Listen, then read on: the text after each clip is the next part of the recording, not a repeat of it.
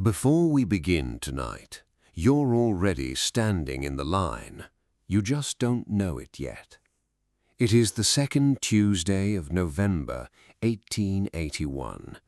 The drizzle is the kind that doesn't fall so much as hang, a fine grey mist that settles on the wool of your coat and stays there.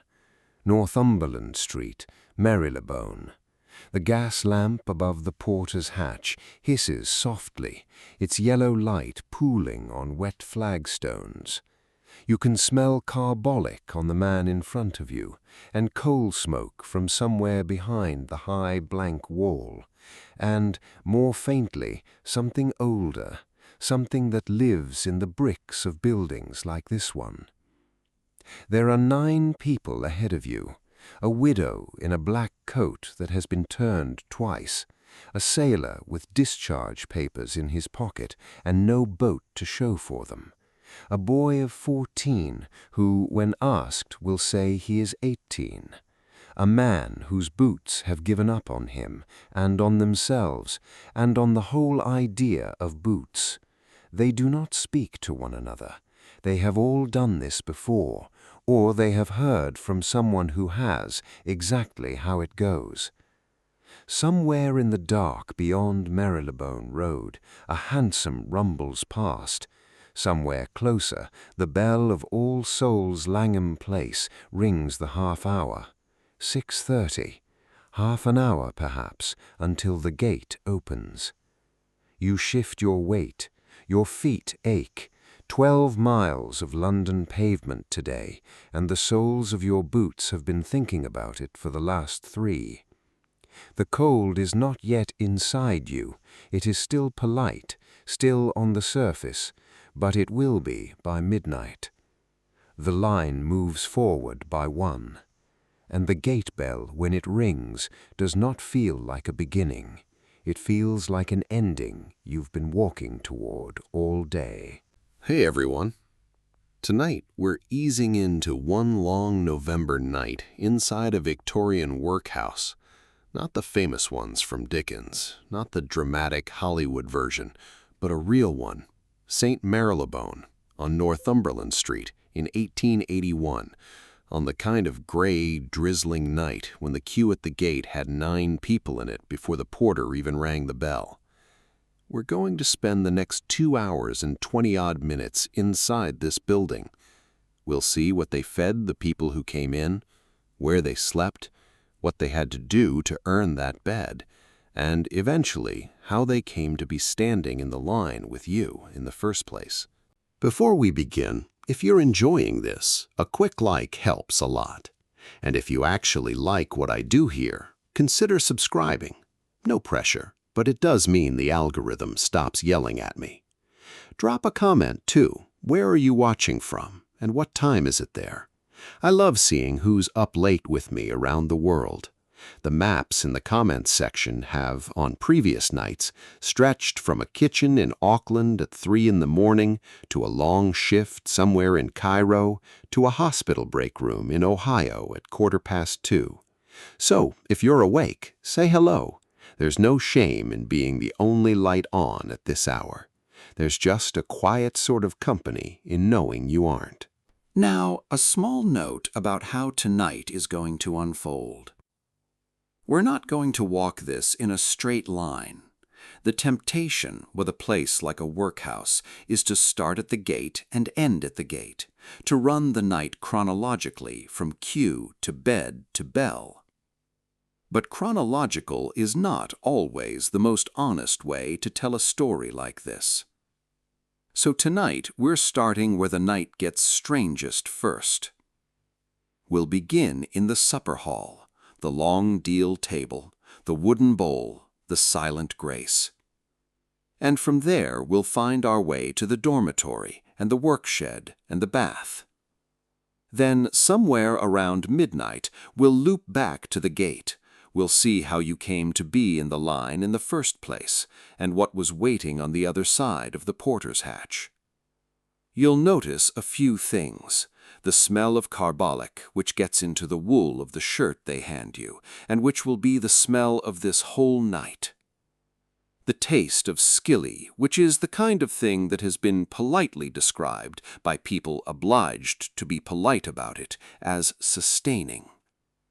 The dust of old tarred rope, the hiss of a gas lamp that's been turned down low. The sound, particularly after midnight, of 40 grown men trying very hard not to be heard.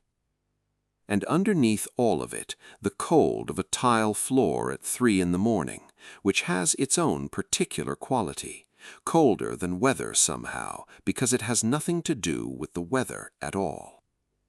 This is a long one, 2 hours and 25 minutes, give or take, of a building that does not, even now, particularly want to be remembered. Now, dim the lights. Maybe open a window or turn on a fan for that soft background noise. Let your phone go face down. Pull the blanket a little higher. And let's ease into tonight's story together. We begin where the night was loudest, or what passed in 1881 for loud. The supper hall. The supper hall of the casual ward at St. Marylebone Workhouse was not in any sense that the word usually means a hall.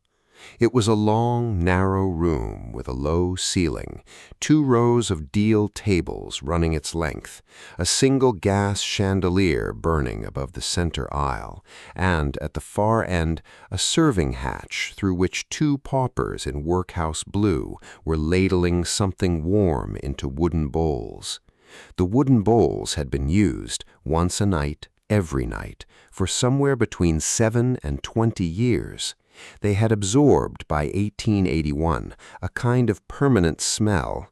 Not bad, exactly, just thoroughly, finally oatmeal. You sit where you are told to sit. Bench, tin spoon, bowl. No cloth on the table. Cloths were not, in the poor law's view, a thing the casual ward needed. The wood is scrubbed pale and faintly damp. Your bowl is set down in front of you with a soft, hollow sound, and inside the bowl, very thin, very gray, very faintly steaming, is the meal that will keep you upright for the next 12 hours. 6 ounces of bread on a tin plate beside it. The bread is yesterday's. Workhouse bread was almost always yesterday's. Soft loaves were considered by the assistant matron a temptation toward overeating, and overeating in 1881 was one of the Victorian moral panics no one really talks about anymore. The man across from you has not looked up since he sat down. He is bent over his bowl, both hands around it, the way a man warms his hands in winter. The smell of the gruel is rising in pale ribbons toward the gas chandelier. Onion, faintly. Salt. Something starchy. Something that wants more than anything to be soup and isn't. This was skilly. Skilly, sometimes spelled skilly, sometimes skilligalee, depending on which workhouse the spelling came out of, was the central signature meal of the Victorian poor. It was, at its base, 3 things: water, oatmeal, and a small amount of salt. Sometimes a 1/4 of an ounce of treacle on a generous night. Sometimes a few rinds of bacon if the kitchen had had a good day. More often, water, oatmeal, salt, a pint of it, 6 ounces of bread on the side. That, by parliamentary calculation, was supper. The Poor Law Commissioners of 1834, the gentlemen who drew up the dietary tables on which all of this was based, had thought about this very carefully. They were not, in their own minds, cruel men. They were practical men. They had a problem, and the problem, as they understood it, was that English poverty was getting too comfortable. The old parish system, the one that had been quietly muddling along since the Tudors, had given out small amounts of bread and small amounts of money to people who could not work, and, the commissioners suspected, to a quietly growing number of people who could. The solution, they decided, was a system in which any kind of public help came with a single unmistakable cost. It had to feel slightly worse than the worst paid free labor outside the door. This was called the principle of less eligibility. And the dietary tables, the food, the gruel, the 6 ounces of bread were one of its most carefully designed instruments. There were separate dietaries for able-bodied men, for women, for the old, for the sick, for the nursing, for children. Each had its own column. Each column had its own pints of skilly and its own ounces of bread, and the whole document had the quiet, careful air of an actuarial table, which, in a sense, it was. Every column had been calculated to the gram. Every column had been calculated, the historians later discovered, to be just barely enough. If a Victorian workhouse had a Yelp page, the reviews would be short, and mostly written by relatives. Grace was said before the meal, always. In the casual ward at Marybone, grace was usually read by the senior poper at the table, a man in his late 60s with a hoarse, careful voice and a card in his hand that he had read so many times he no longer needed the card. The room would fall by long habit, completely silent the moment he stood up. The wooden bowls steamed. The gas above the chandelier hissed. Outside, very far away, you could hear a hansom cab on Marybone Road and a single dog barking somewhere south of the building, and beyond that, the immense, indifferent breathing of the city. For what we are about to receive, may the Lord make us truly thankful. He sat down. The room exhaled. The spoons came up, and no one spoke. This was the second great rule of the casual ward's supper, after the dietary itself. You did not speak. The silence system, as it was called, had not been invented in workhouses. It had been borrowed, more or less directly, from prisons. Pentonville, in particular, had been running a strict silent regime since the 1840s, on the theory that silence forced the prisoner to confront his own conscience, instead of the considerably less spiritual conversation of his neighbors. The workhouse, by 1881, had not gone quite that far. You were not formally punished for whispering at supper, but you were watched. The night attendant stood at the far end of the room with his hands behind his back, and his eyes, calmly and without any particular interest, on you. So you ate. The first spoonful of skilly is a strange thing. It is hot, just barely, and thinner than porridge has any right to be. It tastes, honestly, of almost nothing. There is the suggestion of oats, the suggestion of salt, a vague, watery warmth that travels down your throat and settles in your chest, the way a small comfort does, and does not exactly fill you. But it warms you. After the drizzle and the queue and the bath and the long walk of the day before any of that, the warmth in itself is something close to a kindness. The bread is harder. You bite the corner of it, and the corner does not give. You let it rest instead in the gruel for a moment, and the gruel does what the bread cannot do for itself. By the time you fish it out, you have, technically, supper. The man across from you has finished his bowl. He has not used the spoon for the last 3 mouthfuls. He has tilted the bowl and drunk. He sets it down with a soft, hollow click and does not look up. To his left, a woman in her 40s, dark hair, dark coat, hands that have been cracked by something, soda or laundry or the cold, has not touched her bowl at all. The skilly in front of her is going slowly, lukewarm. There were always women in the casual ward who did not eat. There were always men in the casual ward who ate too fast. Both of them, in their own ways, were people who had learned somewhere along the line that food was not a thing you could trust to still be there in 5 minutes. And there was, at the far end of your table, a boy. The boy of 14 who, when asked at the gate, had said he was 18. He had said it firmly, and with the small, careful pride of a person who has rehearsed a sentence on the way to the porter's hatch. The porter had looked at him. The porter had, for reasons the boy did not understand and the porter did not explain, written down 18 in the ledger, and the boy had been admitted. He is eating slowly, both elbows on the table, the bread in his left hand, the spoon in his right. He has been awake, by your count, for a long time. The man 2 places down from him glances very briefly at the boy's plate. His own bread is gone. He has perhaps half a finger of crust left. He looks at the boy. He looks at the night attendant, who is at that moment looking at the door. He slides the crust along the deal table with the side of his hand very softly until it nudges the edge of the boy's plate.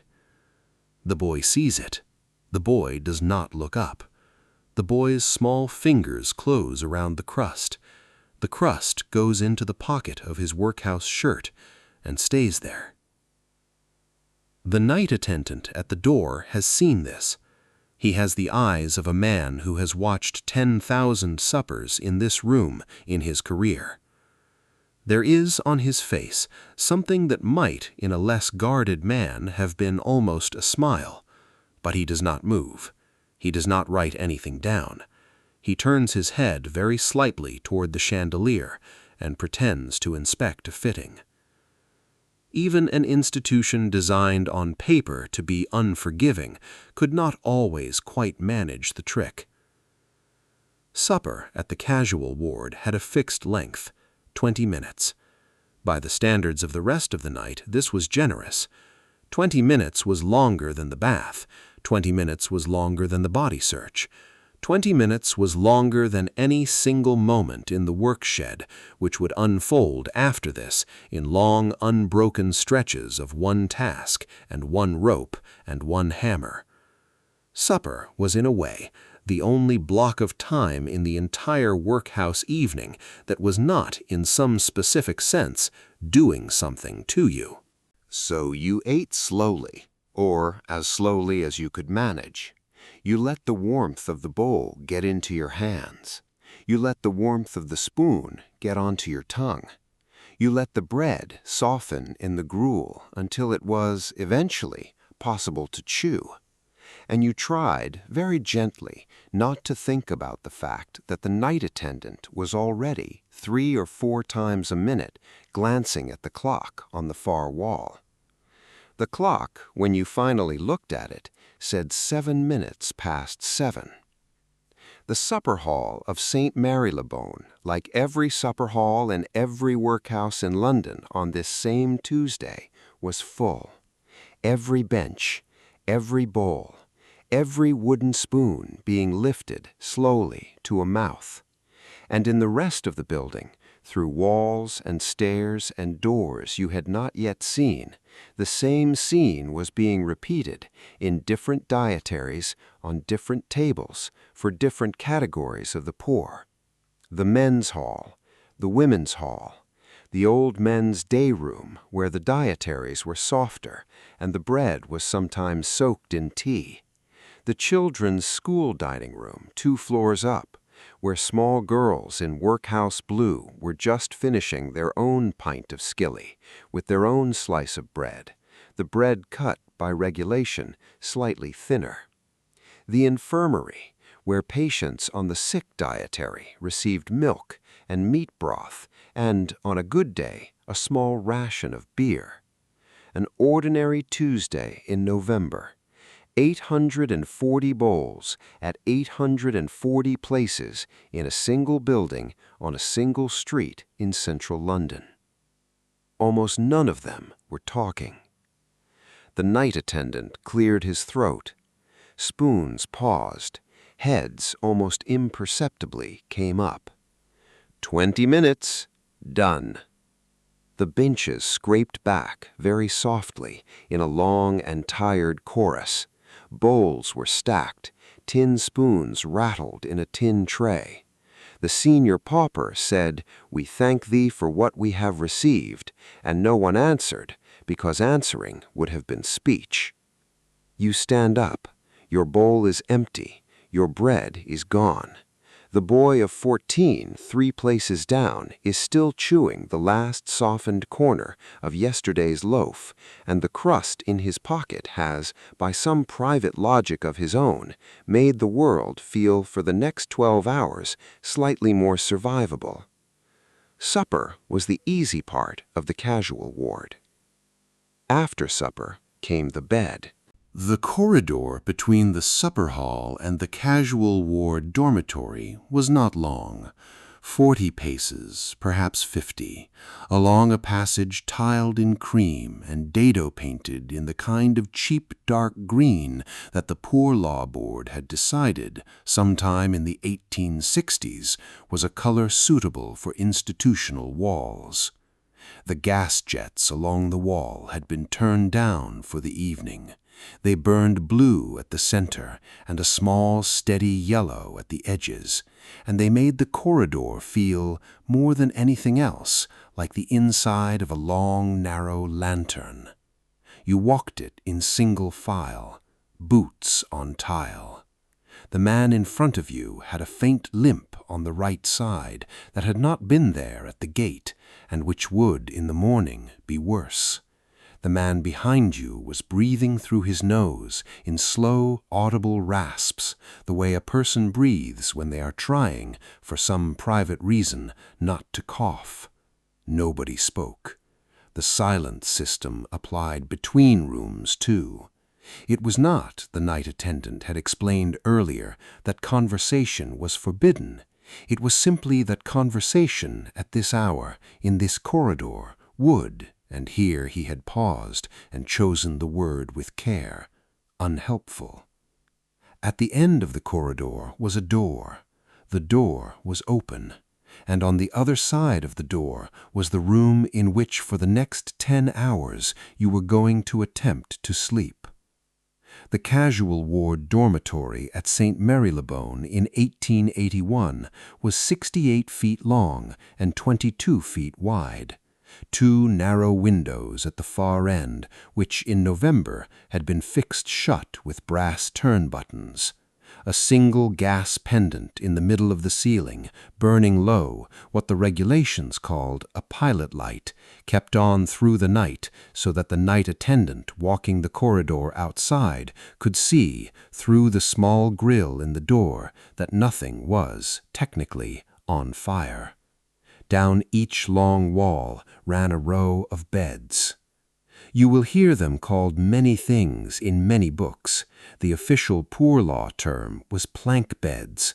The men who slept on them called them, depending on the workhouse and the decade, boards, coffins, boxes, the trough, or, with a particular kind of London humor, first-class accommodation. They were, all of them, the same object.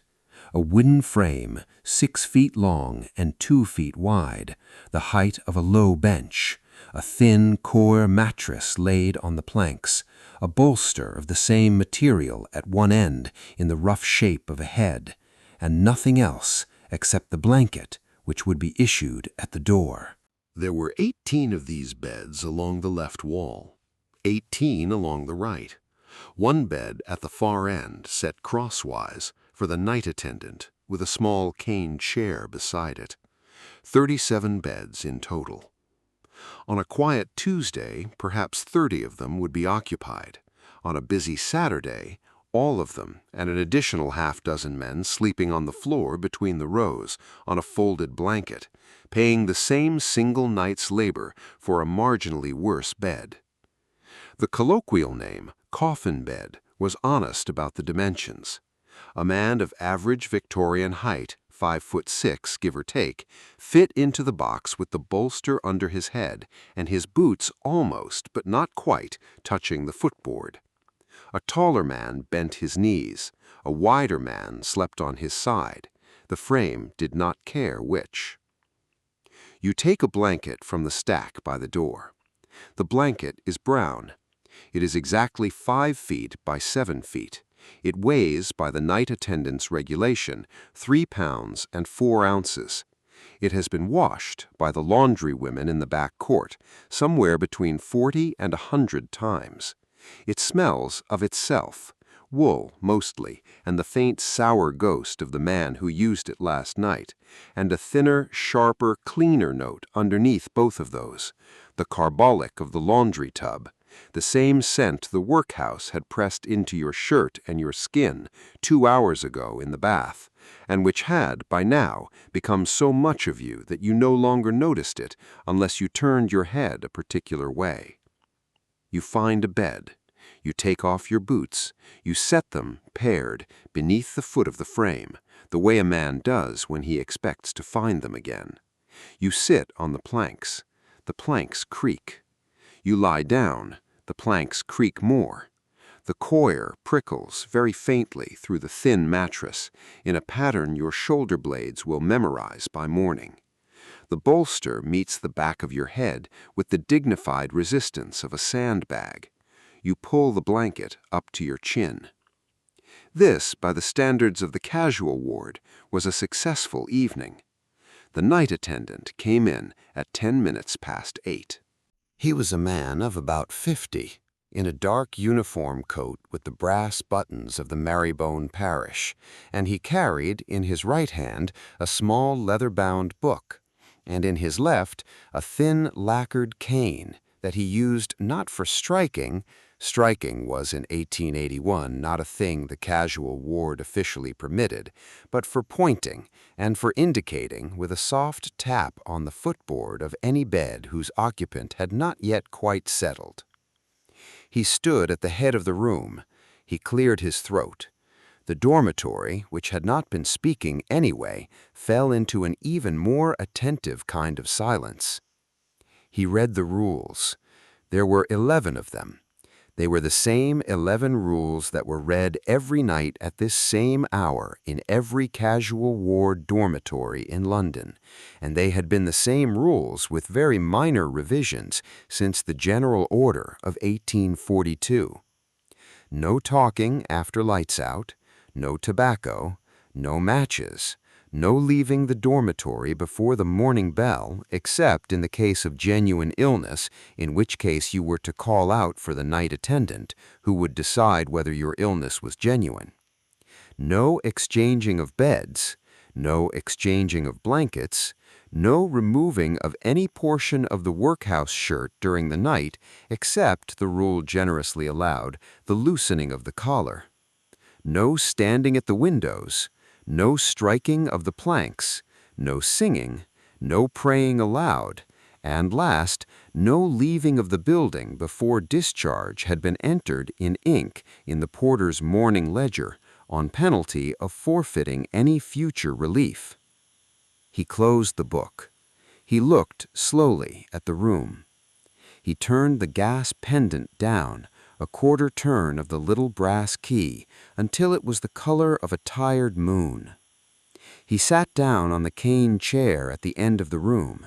He opened on his knees a smaller book, which was not a book of rules, but by the look of it, a much-thumbed copy of something with a soft yellow cover, possibly a railway novel. The night had begun.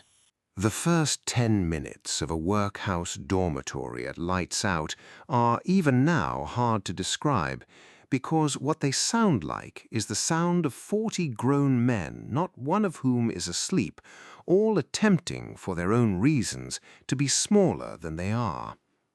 The bed frames creak as bodies turn. The blankets rustle as shoulders shrug down into them. Somebody coughs once, a long and unhappy cough. Somebody else, 2 beds down, breathes slowly through his teeth in a sound that is almost but not quite a whistle. A man in his 60s on the right wall mutters a half-line of what might be a prayer, or might be the name of a wife, or might be the name of a horse from a county race in 1859. There is no silence in a workhouse dormitory. There is only the lower volume of 40 people trying, not entirely successfully, to disappear. The boy of 14, who had said at the gate that he was 18, was 3 beds from you. He had taken the bread crust out of his pocket. He had wrapped it very carefully in a corner of the workhouse shirt and tucked it under the bolster. He had taken off his boots and discovered, in the way that boys of 14 routinely discover, that the heel of his right sock had given way, and that there was no one in this room he could ask, and nothing, in any case, that anyone could do about it. He had lain down on his side. His knees came almost to his chest. The blanket, which had been designed by a committee for a body of average adult dimensions, came over him in thick brown folds, and the folds, in the low gas light, made him look for a moment almost like a much smaller piece of furniture. He closed his eyes. He did not, you suspected, expect to sleep. You let your own eyes close for the first time in the building. And here is where the Victorian dormitory does, despite everything, something that is almost a kindness.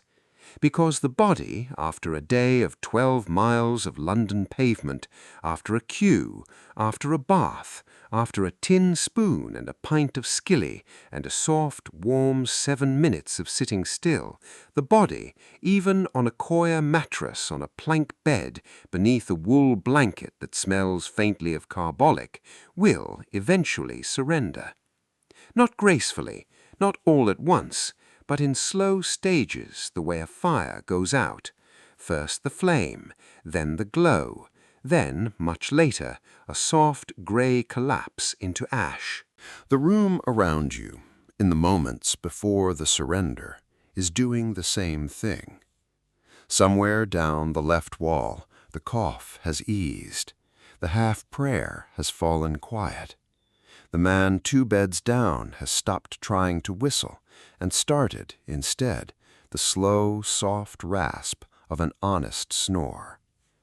The night attendant, on his cane chair, turns a page of his yellow-covered book.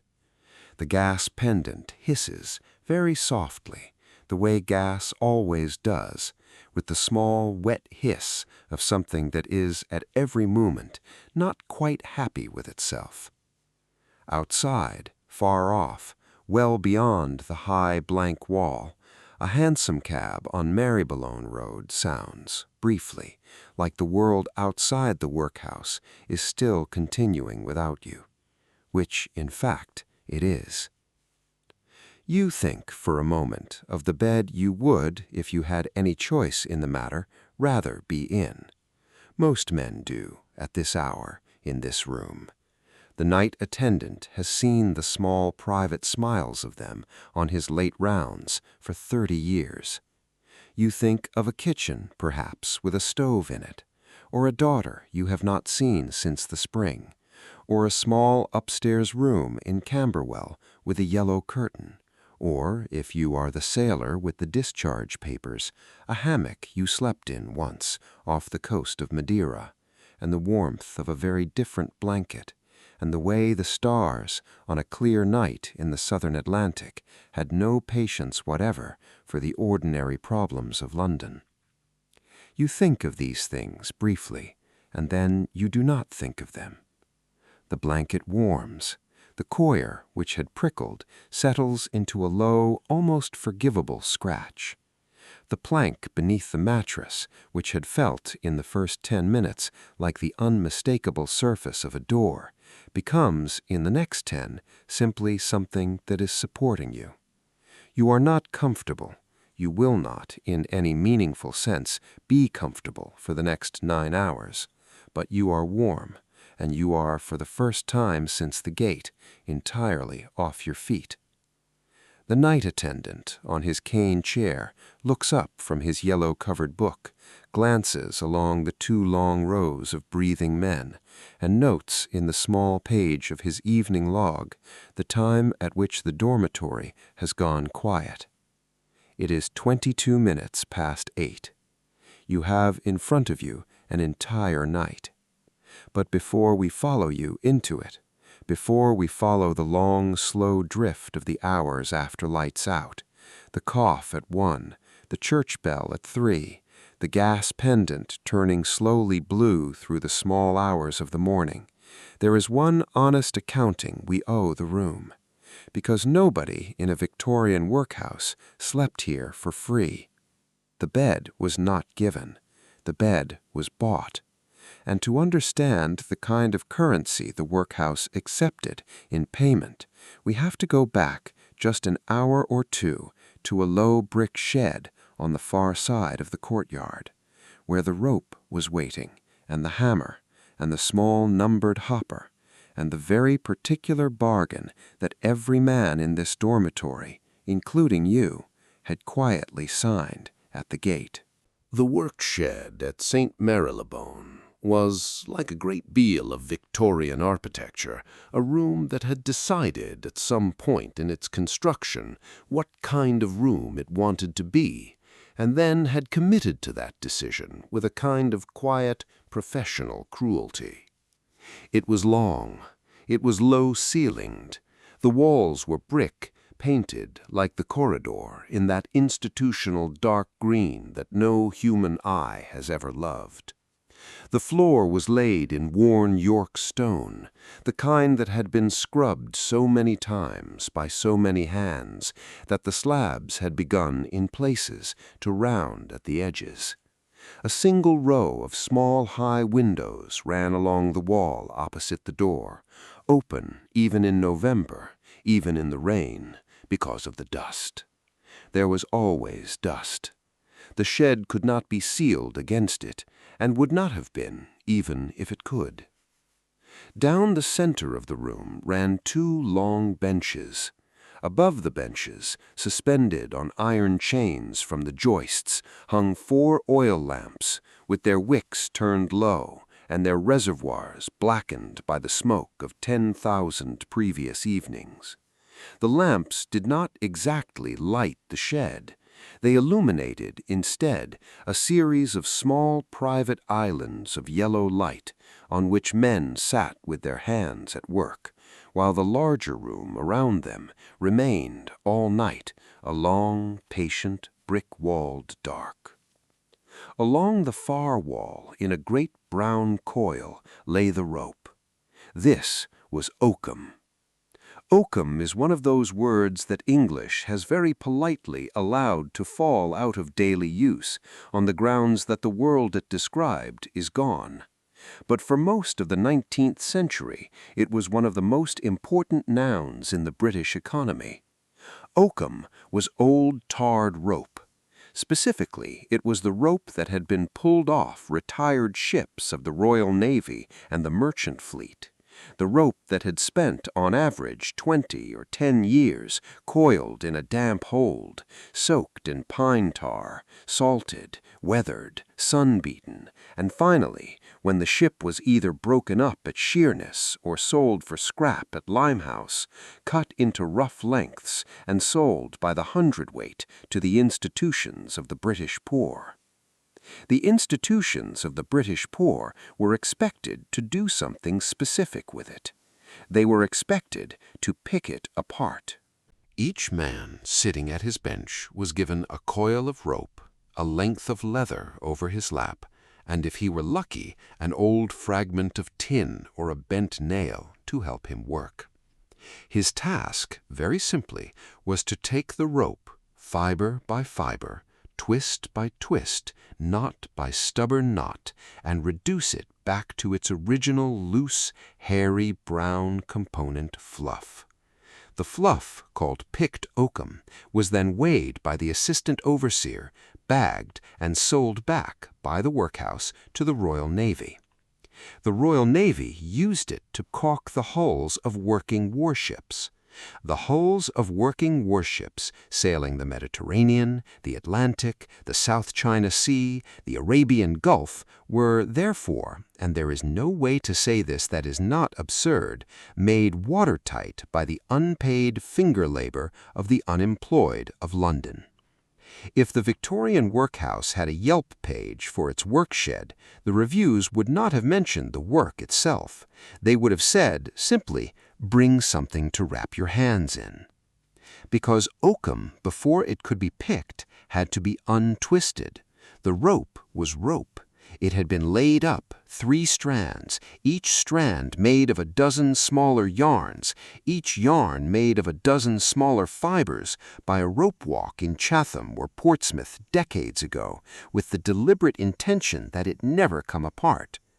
To unmake that rope in a low-lit shed with one's bare hands was the kind of task whose difficulty is hard to convey to anyone who has not tried it.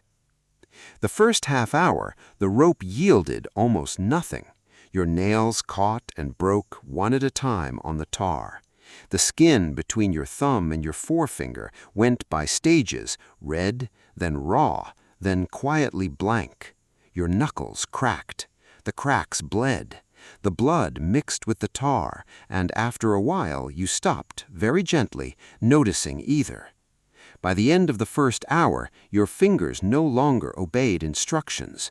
They continued to perform the same small twisting motion, but they performed it on a kind of automatic that did not, anymore, require your conscious attention. By the end of the second hour, time itself had begun to behave oddly. Time in the oakum shed did not pass, it accumulated. Your nail split, then your knuckle. Then, by the second hour, you stopped noticing either. There was a quota.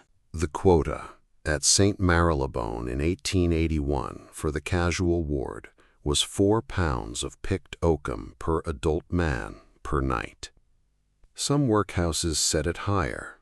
The casual ward at Whitechapel infamously demanded 6. Some set it lower. Some, run by softer-hearted boards, accepted 3. 4 was the Marylebone average.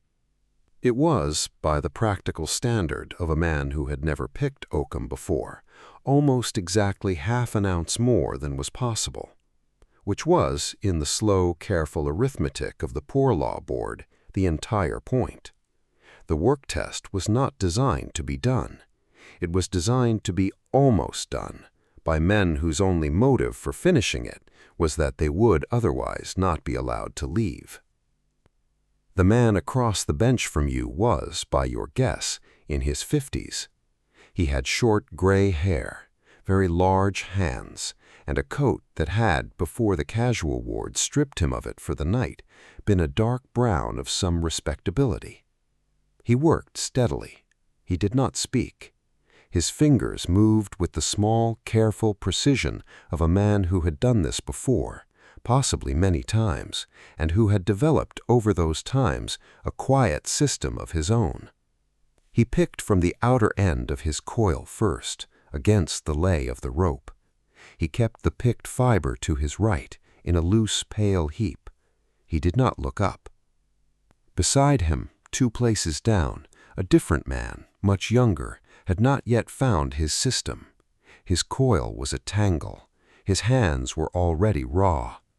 He had, at one point in the first hour, tried to bite at a knot of tar, and had, in doing so, left a small dark smear on his lower lip, which he had since forgotten about, and which the night attendant, a different one this one, the work-shed overseer, had not, professionally, mentioned.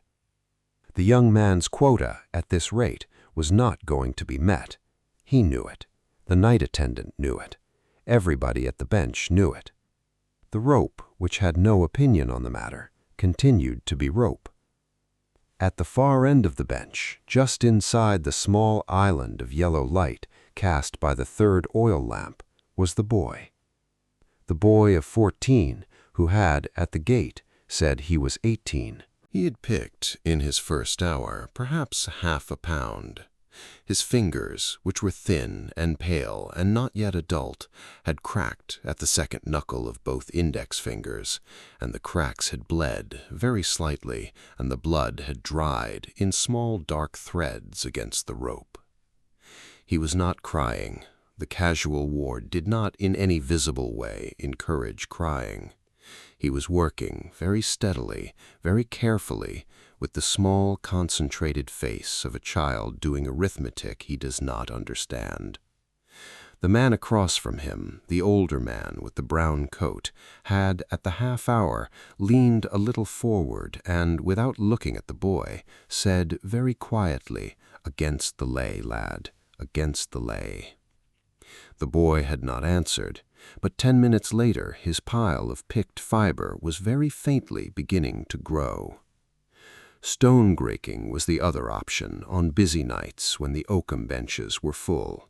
A different shed off the courtyard, a hammer, a heap of granite from a charmwood quarry, a small iron plate perforated by holes of regulation size. The man hit the stone until the pieces were small enough to fall on their own through the holes. 13 hundredweight per man per night, about 660 kilograms, broken by lamplight between 8 in the evening and 5 in the morning, by a man who had not eaten a proper meal in 2 days. There were men in 1881 who preferred this, men whose hands had been so destroyed by the oakum on previous nights that the simple full-arm rhythm of the hammer felt by comparison almost honest. The hammer, at least, knew what it was for. You, on this particular November Tuesday, are at the rope. Your quota by the time the workshed clock reaches 11 is half met. Your hands have stopped registering pain, which is a thing the body does very kindly after a certain threshold in order to allow the rest of the body to keep functioning. Your back, however, has not stopped registering pain. Neither, oddly, has the muscle at the very base of your right thumb. It is an entirely new pain, and it has, like an unwelcome relative, decided that it lives here now. The night attendant moves down the bench. He weighs the man across from you. 3 pounds and 4 ounces, over halfway, well on track. He weighs the young man with the smear on his lip. 1 pound and 9 ounces, not on track. He says nothing. He moves on. He weighs you. 2 pounds and 1 ounce. He nods. He moves on. He stops at the boy. The boy's pile, picked carefully against the lay, is 1 pound and 4 ounces. The night attendant looks at it. He looks at the boy. He looks at the older man across the bench, who is not looking at either of them, who is instead picking his rope as steadily as a man making a sweater. The night attendant, who is not unkind, kindness in this profession was a luxury few could afford, but even the strictest of them had small private rules, does on his weighing card against the boy's number write 1 pound and 4 ounces. He moves on. The boy did not see. The older man did. The older man, after the night attendant had passed, looked up at the small bent figure across the bench with an expression that was almost, but not quite, the expression of an uncle. This was the bargain. This was what every man in the dormitory, including you, had quietly signed at the gate. The bed was not given, the bed was bought, and the currency the workhouse accepted was specific. The currency was your hands. 4 pounds of picked oakum, or 13 hundredweight of broken granite, in exchange for a wooden plank, a coir mattress, 3 pounds and 4 ounces of brown blanket, a pint of skilly, 6 ounces of bread, and a single soft hour of warmth between your supper and the morning bell. By the standards of the casual ward, this was a fair trade. By the standards of any modern labor board, it was the kind of arrangement that would have closed the building inside a week. Both standards, of course, were correct.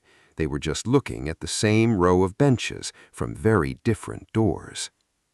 The Royal Navy of the British Empire, which was, in 1881, the largest and most powerful navy that had ever existed on the surface of the earth, sailed on water that was kept out of their hulls by the picked fiber of unpaid London men in low brick sheds under hanging oil lamps on November nights behind blank walls on streets whose names appear on no plaque. From today's view, This looks like a kind of state-organized robbery performed in slow motion on the people least equipped to refuse. From their view, it was simply the price of the bed. And that, quietly, terribly, in the steady small movement of 40 pairs of hands at 40 piles of brown rope, is what's so chilling. The clock in the workshed reaches 11:30. The night attendant calls quota. You set down the rope. You stretch your fingers, which crack audibly at 3 knuckles. The man across from you finishes his coil and sets it neatly on the bench, the way a craftsman might. The young man with the smear on his lip, who has not made his quota, will hear about it in the morning. The boy of 14 who has, in the night attendant's careful fiction, made his, will not. The workshed empties in the same single file in which the supper hall had emptied. The oil lamps stay burning. The rope stays where it is in its great brown coil against the wall, waiting for tomorrow's cue and tomorrow's hands and tomorrow's quietly impossible 4 pounds. But before any of you reach the dormitory door, before the planks creak and the blanket comes up to the chin and the gas pendant turns to its tired moon, there is one room you all pass through. One room you all passed through, in fact, before any of this began. A room with 3 iron tubs, tile underfoot, the hiss of a far tap, and hanging in the warm, wet air of it, the sharp pink smell that has been on your shirt and on your blanket and on your skin all night. The smell that was waiting for you between the gate and the supper hall. The bath. We have, by way of warning, to walk back a few hours. The bath came earlier in the night, between the receiving room and the supper hall, and we have only come to it now because, in the structure of a workhouse evening, the bath was where the workhouse stopped being a place you had walked into, and became, instead, a place that was, very quietly, beginning to walk into you. The bathhouse at St. Mary-le-Bone was a small room, 12 feet by 16, give or take. The floor was glazed brick, laid with a slight slope towards a central drain. The walls were tiled in cream 2/3 of the way up, and finished above that in the same dado-painted institutional green that the corridors had been painted in, and the supper hall, and indeed almost every interior surface in the building. There was a single high window, frosted, set into the back wall, not for privacy exactly, but to admit a thin gray twilight from the courtyard, while concealing what was, on most evenings, a courtyard full of laundry. There was a long wooden bench along the right-hand wall, on which men were expected to undress. There was, on the bench, a row of small numbered hooks.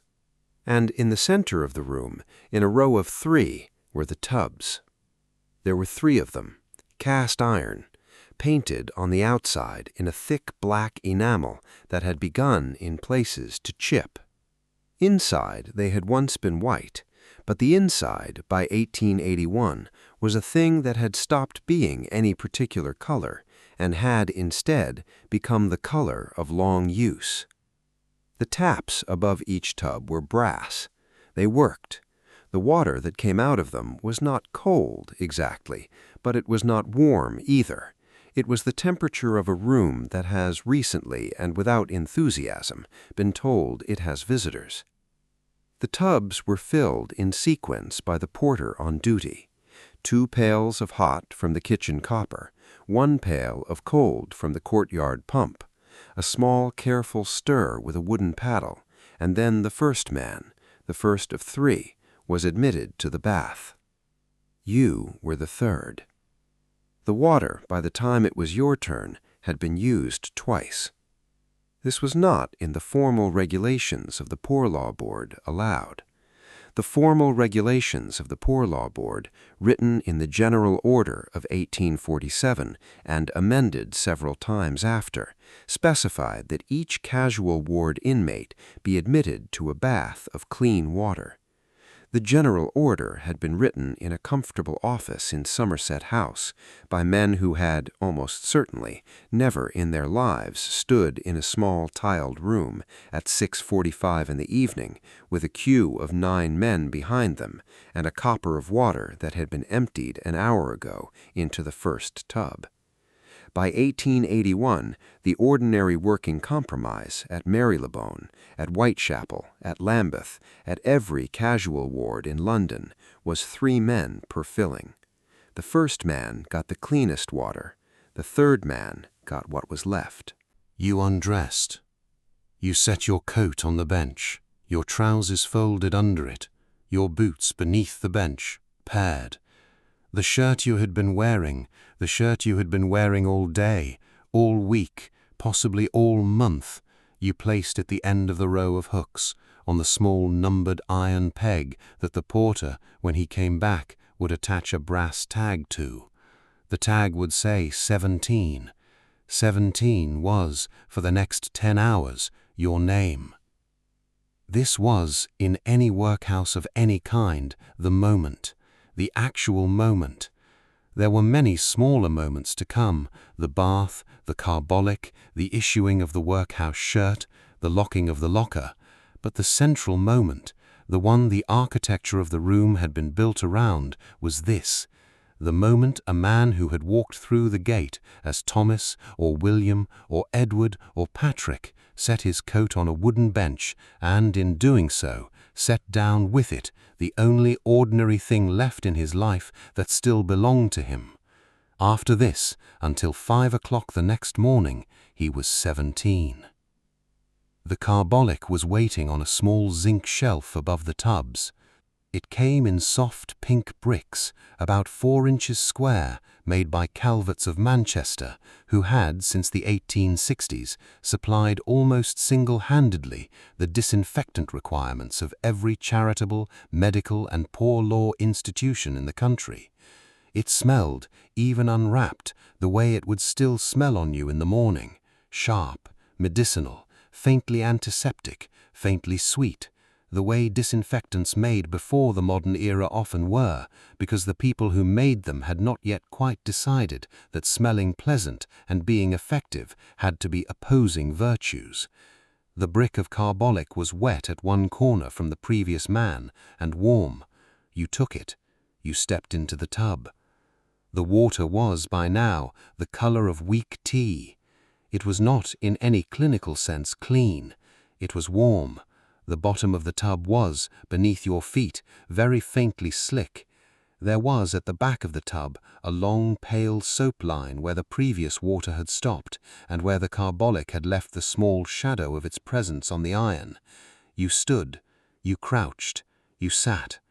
The warm, slick water came up around your ribs, your thighs, your shoulders, and, after the gate, after the queue, after the cold drizzle of Northumberland Street and the long miles of pavement before that, the warm, slick water was, despite everything it was not, the closest thing to mercy the casual ward would offer you all night. You closed your eyes. You took the brick of carbolic in both hands. And, very quickly, because there was a time limit in the bath as there was in the supper hall. 6 minutes, the porter had said, 6 minutes per man. You began to wash off the day. The carbolic worked. It was, after all, the single product that had, by the 1880s, persuaded an entire empire that disease was not a vapor, but a thing that could be killed with the correct application of phenol. You worked it into your scalp, where the lice that had almost certainly been considering a long stay decided, in the course of a single careful minute, against. You worked it down your neck and into the long line of your spine and across the cracked pads of your hands. You worked it into your feet, which had done the day's 12 miles, and which, in the small hot grace of the slick water, were briefly no longer at war with the world. The pink brick lathered. The lather was thin and faintly gray. The smell rose in the small high windows' frosted twilight, sharp and clean and final. The porter at the door rapped once on the frame with his keys. 6 minutes. You stepped out.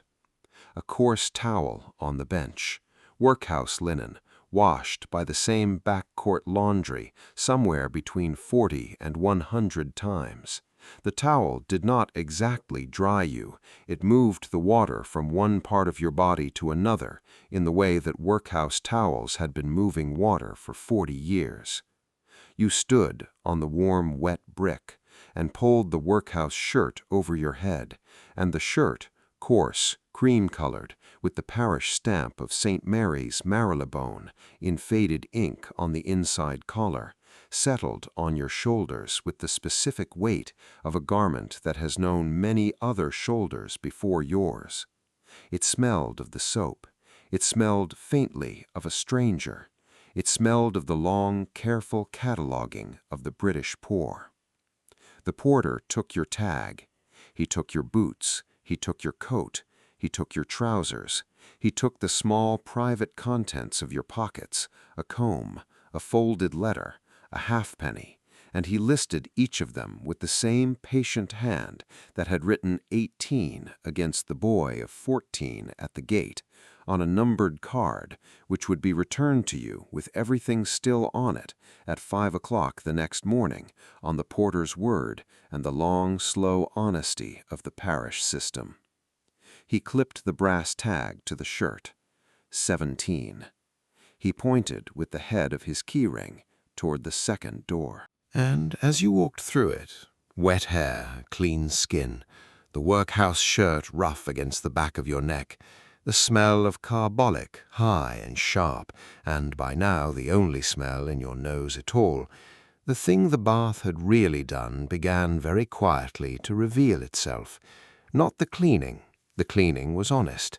The cleaning was, on its own terms, a kindness. The other thing. You had walked into the bathhouse with a name, a coat, a shape, a history. You walked out 6 minutes later in a shirt that was not yours, with a number that was not yours, with a smell that was not yours, with the small private contents of your pockets in a numbered envelope on a porter's desk. You were, in every visible respect, the same person. You were also, by long parish habit and by the small careful design of the room behind you, no longer entirely that person. Privacy in a Victorian casual ward was not so much forbidden as quietly forgotten about, like an old cousin no one had room for.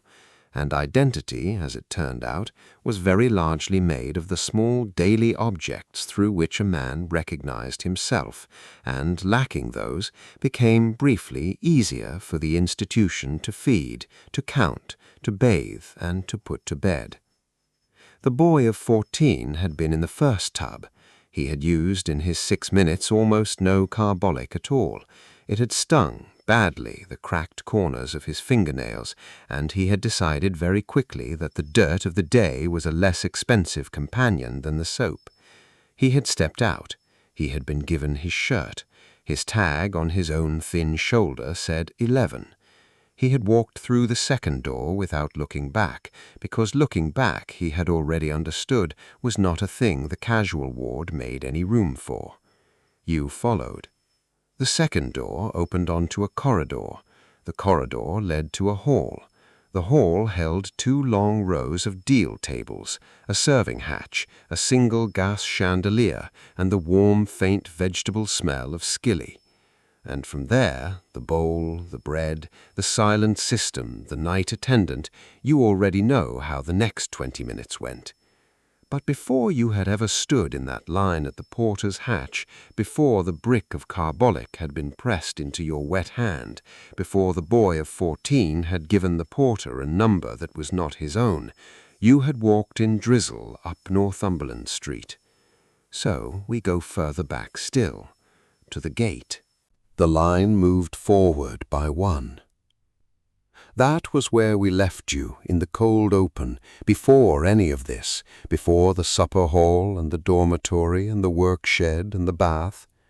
The gas lamp above the porter's hatch was hissing.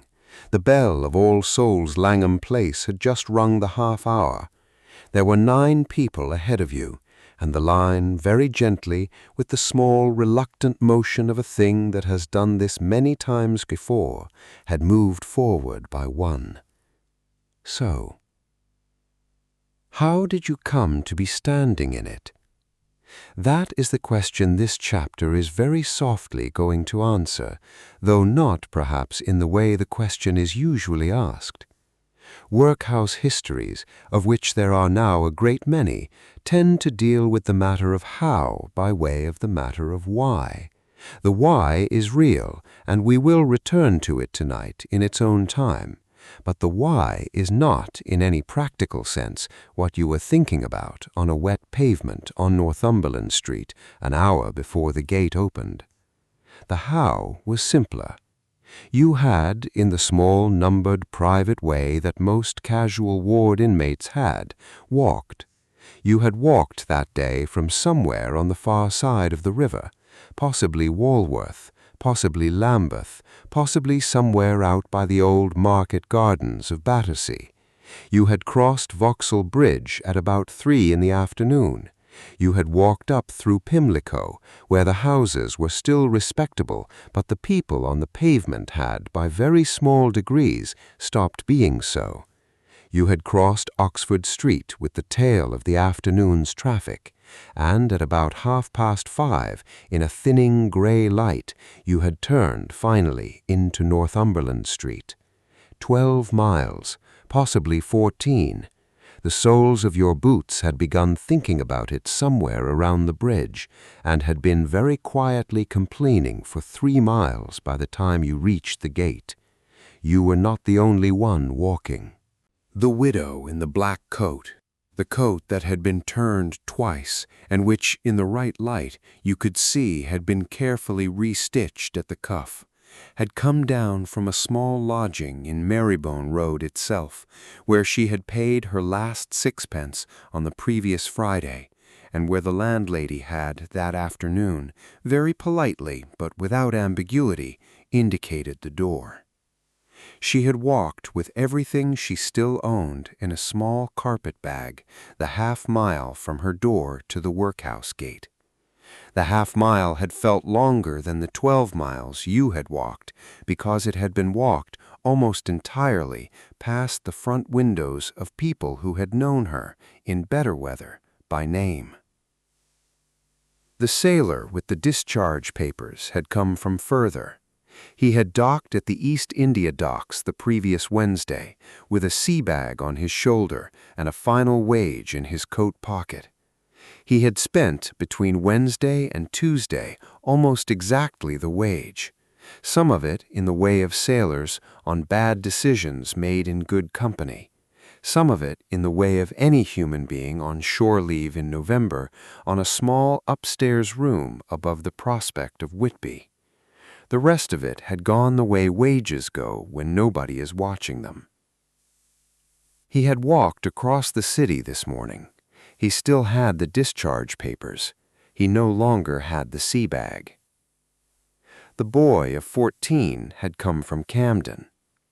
He had come from Camden in the way boys of 14 in 1881 came from anywhere, which is to say, on foot, in a coat that did not quite fit him, with no stated destination and no person at either end of the journey who would notice if he failed to arrive. He had, 3 days earlier, stopped going home. The reasons for this were his own, and he had, with the careful private dignity of a boy who has not yet been entirely failed by the world, decided not to share them. He had slept the previous night in a doorway off Tottenham Court Road. He had eaten that morning a piece of bread someone had given him on Goodge Street, on the grounds that the giver, who was a costermonger's wife, had not liked the look of his face. The bread had been finished by midday.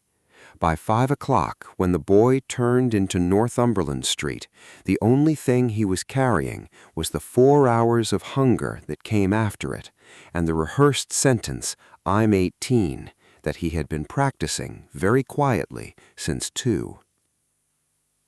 You had not, on the long walk up through London, planned to come here. This is the thing about the casual ward that the official histories sometimes miss. The casual ward was, for most of its inmates, almost never the destination. It was the place that became the destination at about 4 in the afternoon, when the light began to go, and when the question of where exactly the night was going to be spent had not yet, for one reason or another, quite resolved itself. There were other answers: the doss house in Spitalfields, 4d. the night; the bench under Charing Cross arches, where the police, on a quiet night, sometimes left a man alone, and on a busy night sometimes did not. The decision between these answers was made, generally, by the contents of the coat pocket.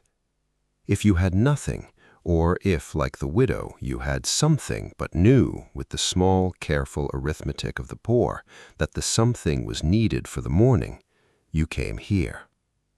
The casual ward was, in a quiet sense, the answer of last resort, not because it was the worst — the bench under the arches was, in any honest accounting, worse — but because it was the answer that the rest of London had agreed, by long collective convention, to acknowledge as the bottom.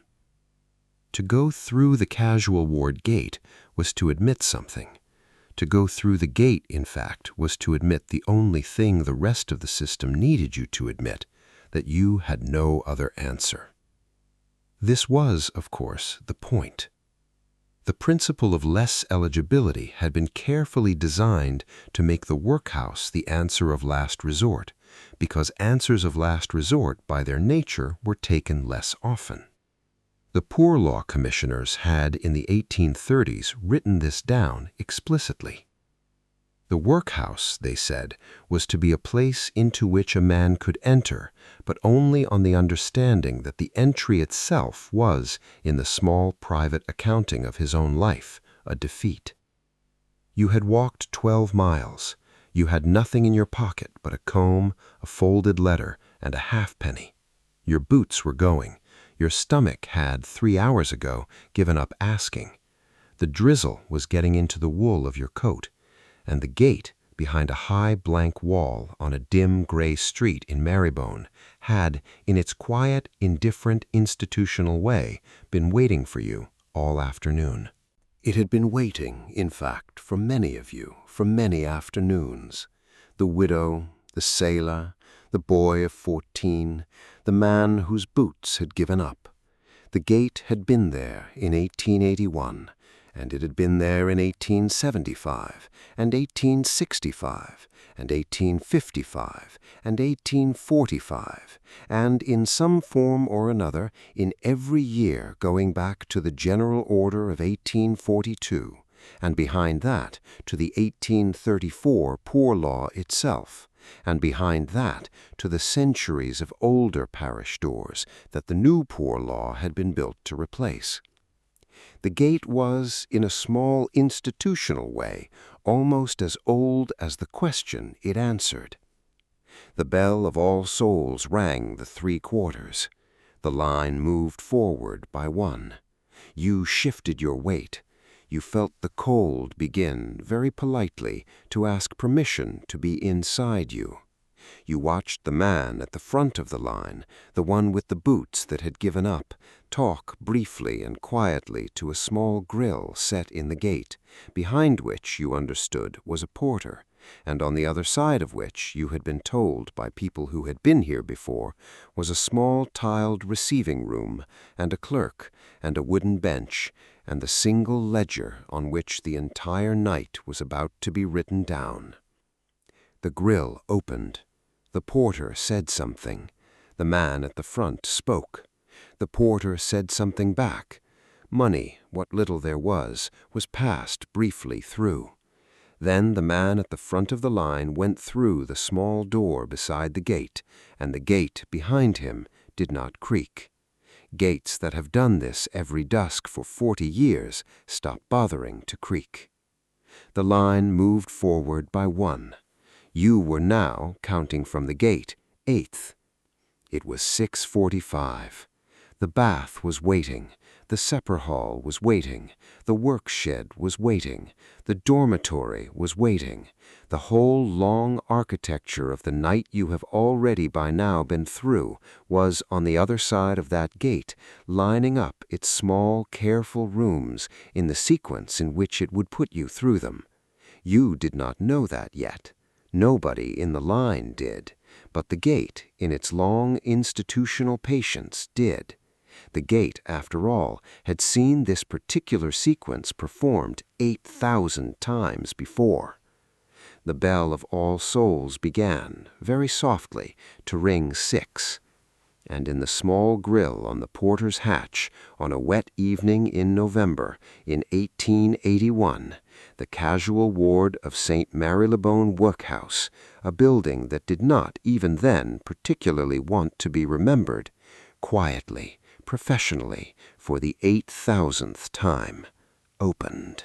The small door beside the gate opened inward into a passage of about 5 paces, and at the end of the passage was the receiving room.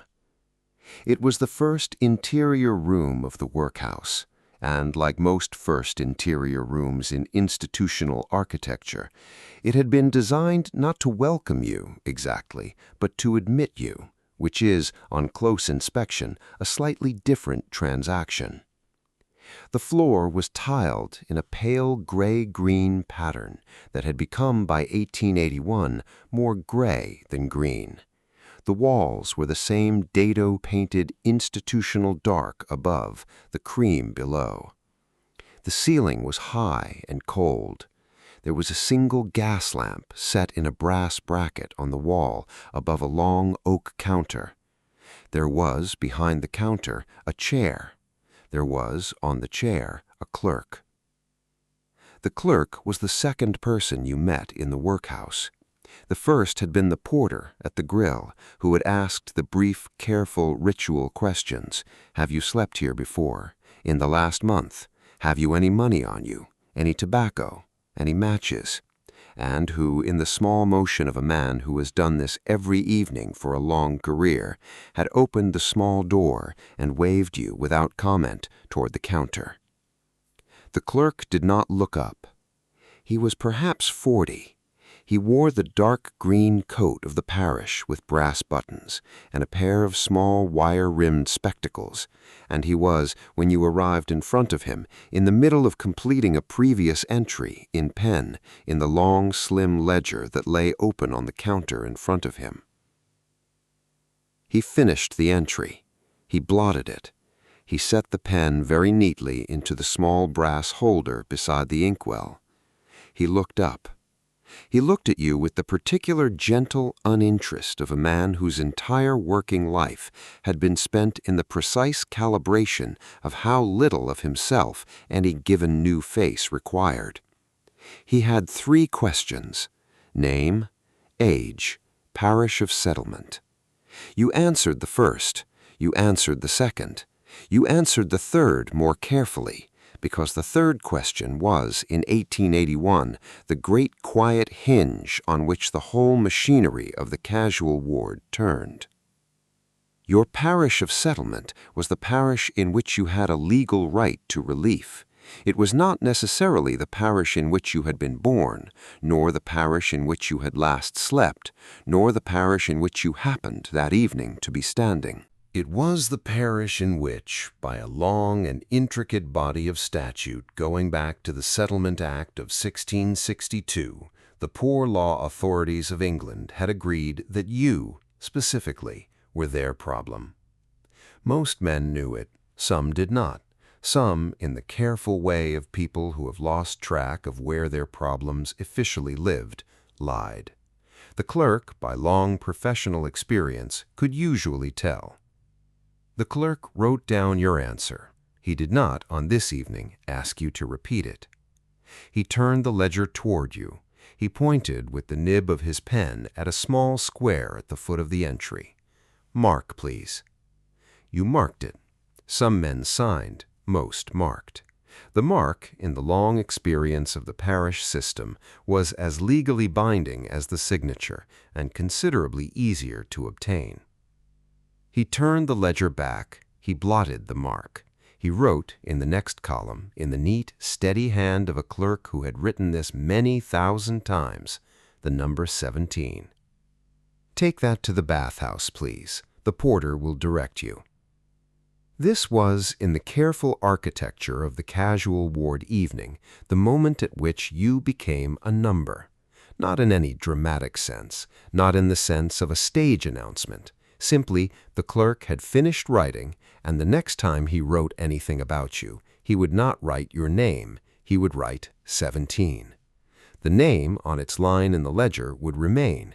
It would be there in the morning, and it would be there 40 years later, when, in 1921, an antiquarian would request access to the Marylebone Casual Ward registers and would find your line still legible.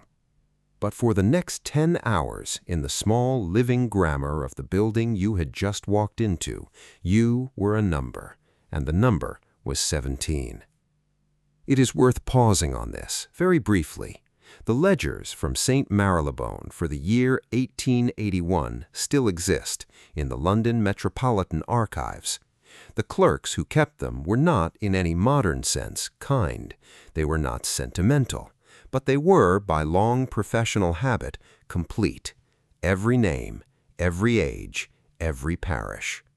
The journalist George R. Sims, who would walk into a casual ward 2 years after this evening to write How the Poor Live, said the ledgers were the most honest single document the Empire ever produced about itself, on the simple grounds that they had been written by people who did not know they were producing literature. The widow had stepped up to the counter behind you. She had set her small carpet bag on the floor. She had given the clerk her name.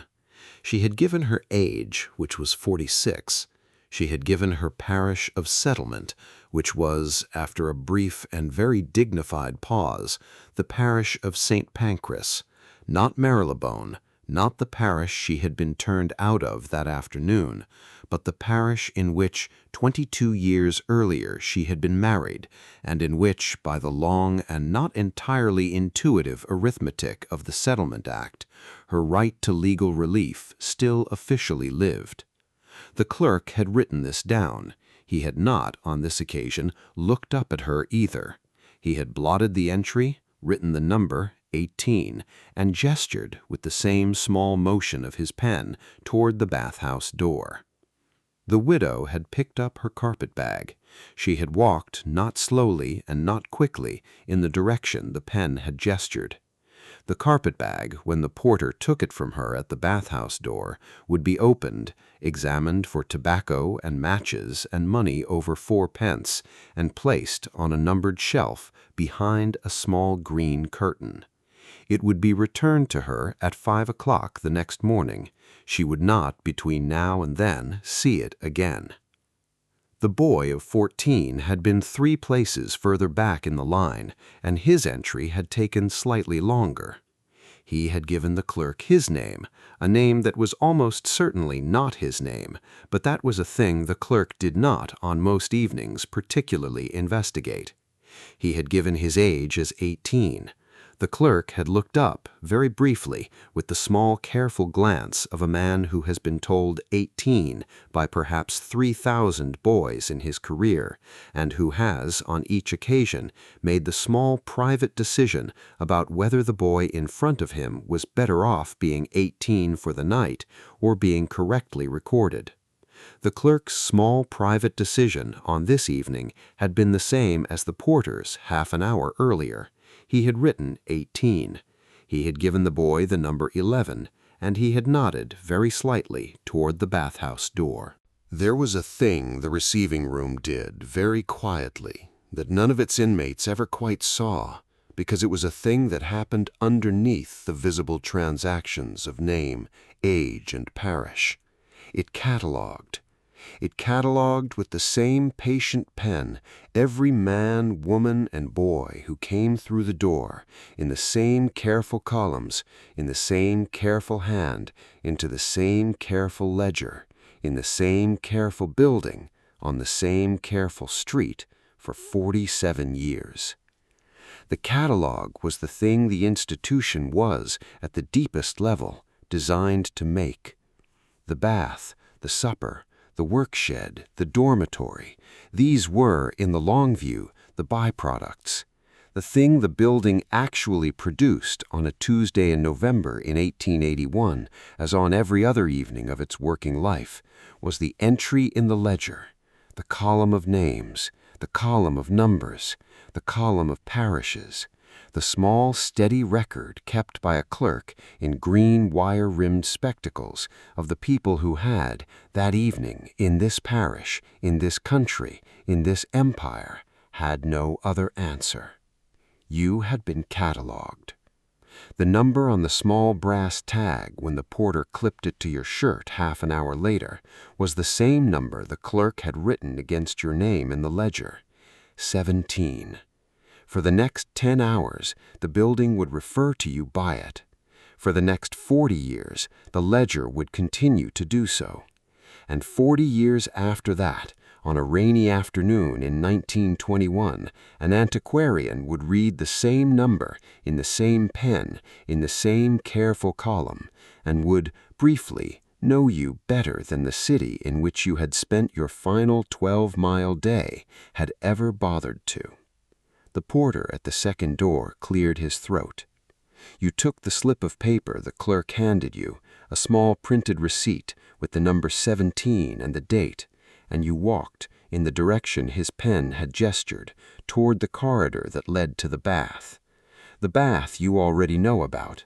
The bath was where the workhouse stopped being a place you had walked into and became, instead, a place that was beginning, in its quiet way, to walk into you.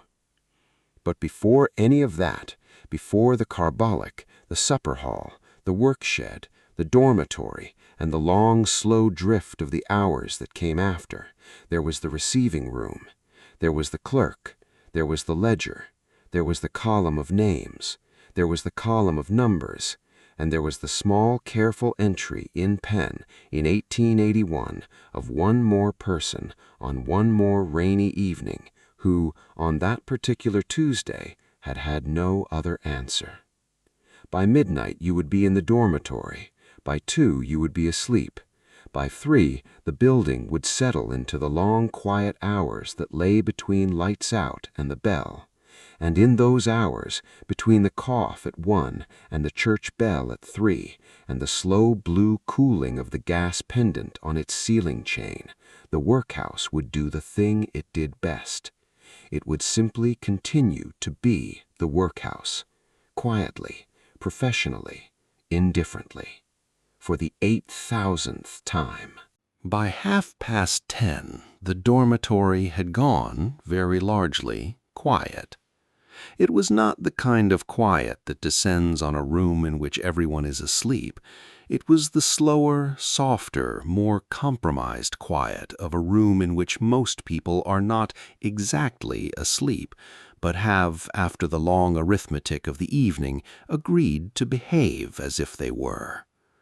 The man 2 beds down had moved past the whistling stage of his breathing and into the open, easy, undefended rhythm of an honest snore. The man on the right wall, who had earlier muttered the half-line of the prayer, had stopped muttering, and his breathing had begun to follow the slow domestic pattern of a person whose body had, after a very long day, finally remembered how it used to do this. The cough, somewhere down the left, had eased to a single small rasp every minute or so, as the body of the man who owned it found, on its own private terms, a position from which the cough could afford to wait. The night attendant turned a page of his soft, yellow-covered book. The gas pendant in the center of the ceiling, which at lights out had burned with the color of a tired moon, had begun by some slow chemistry of the gas line to cool further into the color of a moon that had, frankly, given up. It was not blue yet. It would be blue by 3. For now it was the long, slow yellow that gas lamps gave off in November in London at 11:15 in a dormitory in which 40 grown men had, almost without their noticing it, surrendered. The clock in the night attendant's coat pocket, a flat brass turnip on a brass chain, ticked very softly against the wood of his cane chair. This is the chapter in which the casual ward stops for a long, uninterrupted span of time doing anything. The bath has been done, the supper has been done, the work test has been done, the blanket has come up, the rules have been read, the pen has been blotted. There is, until 5, nothing further the institution officially asks of you. There are only the hours. So we begin to walk them. 11 o'clock arrives in the casual ward dormitory almost without a sound. The far church bell of All Souls Langham Place, which had earlier rung the half and the 3/4 with a kind of polite local enthusiasm, rings the hour now in the slower, more abstracted way of bells in November after rain. 5 strikes, not 6, because the wind is moving the wrong direction across Marybelone Road, and the 6th strike, when it comes faintly enough that in the dormitory you almost miss it. The cough on the left wall is slower. The snore from 2 beds down is steady. The gas hisses. Outside the dormitory, in the long tiled corridor, the night attendant's relief, a younger man in his 30s, with the slow walk of a person who has been doing night shifts for several years and who has by now found the precise pace at which a man can walk a corridor for 8 hours without his feet beginning to argue. Turns the corner from the casual ward, walks past the closed door of the men's day room, past the closed door of the men's main dormitory, past the locked door of the chapel, and disappears for a while into the long, quiet wing where the rest of the workhouse that night is also asleep. We follow him, softly. The dormitory will keep. The men's main dormitory, 4 times the size of the casual ward, holds 240 long-term inmates in slightly heavier blankets. The women's wing, on the 2nd floor of the east, holds 190. There is, somewhere in that wing, the very small, far-off sound of a baby, not crying, simply existing, from the lying-in ward 2 doors down. The lying-in ward, the night nurse whose duty it is to walk it, has just finished her round. She has checked, in the small, soft yellow light of her hand lamp, the 4 women presently in residence, 3 of whom are sleeping, 1 of whom is awake and looking at the ceiling. The night nurse, who is 48, and who has been doing this work in some form or another since she was 23, sits down on the small chair beside the door, takes off briefly one of her boots, rubs the ball of her foot, and puts the boot back on. She does not, this evening, speak to the awake woman. She has learned over 25 years that there are some hours of some nights in which the most useful thing a night nurse can do for the woman looking at the ceiling is, simply, to be in the room with her, with a small, soft yellow lamp, and not require anything. In the children's school wing, on the 1st floor of the south wing, the boys' dormitory holds 68 and the girls' dormitory holds 63. The smallest of them is 4. We will not, in this script, walk among them for very long. The casual ward of a workhouse is a room that, by 1881, the public conscience of England had at least begun to inspect in halting and unsystematic ways, and from which the journalists were beginning to come back with notebooks and the first quiet beginnings of reform. The school wing of a workhouse on a November night in 1881 was a room into which the public conscience of England had not yet, in any meaningful sense, walked. The pauper schools were, by 1881, large, organized, professionally taught, and, in their own careful institutional way, more humane than they had been in 1845, when the Andover scandal had quietly horrified those few in Parliament who had been paying attention. They were also, on the simple available evidence of any visit, a place in which a great many small people who had never asked to be there were sleeping in long rows in a building whose name they did not, in many cases, know how to spell. The matron of the girls' dormitory on her round walks the central aisle with her small lamp held low so that the light does not reach the eyes of the sleepers. She stops once beside a bed in which a girl of perhaps 7 has, in her sleep, pushed the blanket entirely off her shoulder. The matron, who has been a matron for 11 years and who has by now a private inner life she does not share with the parish, stops. She tucks the blanket back over the small, thin shoulder. She stands for a single quiet moment by the side of the bed. Then she moves on, and the door of the girls' dormitory closes behind her with the small, soft brass click of a thing that has been closed in this same building 10,000 times before. That is all we will say about the school wing. The rest, on a sleepy night, the listener can carry on his own.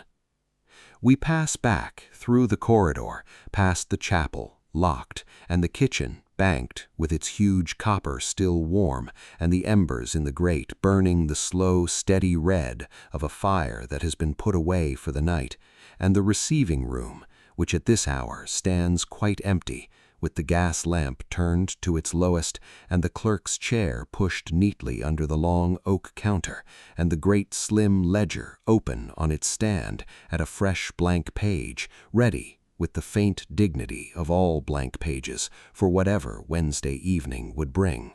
There is, in every workhouse, and at St. Mary-le-Bone too, a small low building set apart from the rest, behind the laundry, in the back court.